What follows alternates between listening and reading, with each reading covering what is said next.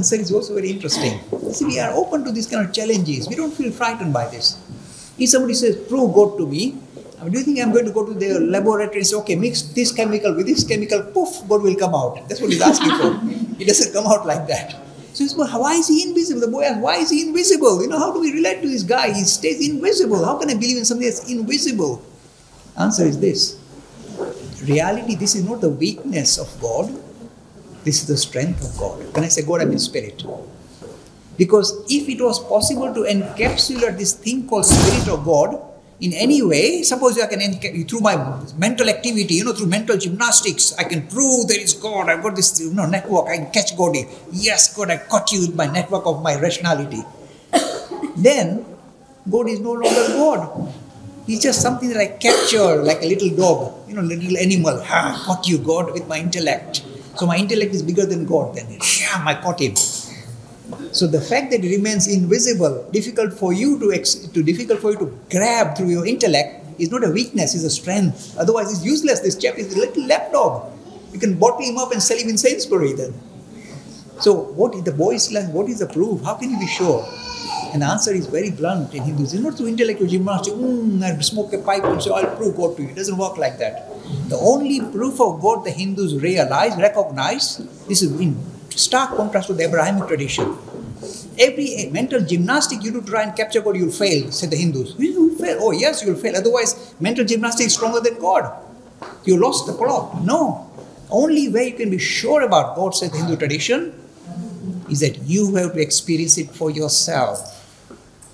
Not your prophet. So because, oh yes, I've seen Mother God, I've seen Atman. Say, good for you, not good for me. This thing has to be first an encounter. You heard the film Encounter of the Third Kind. These encounters of the first kind. You come face to face. I know God.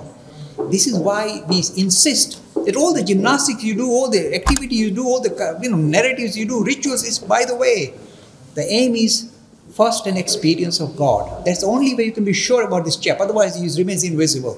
But when you experience it, he will blow your fuses. It's so dramatic. You go, hey, it's like that. And all prophets, all rishis, this is what happened to them.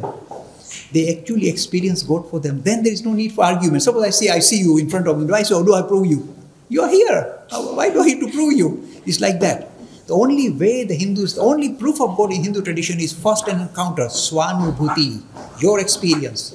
So the book, this is how it teaches. It says, you start your journey, this is lovely stuff, Shruti. You got the hypothesis, your books are saying there's something called God, Atman and Brahma. Okay. Shruti.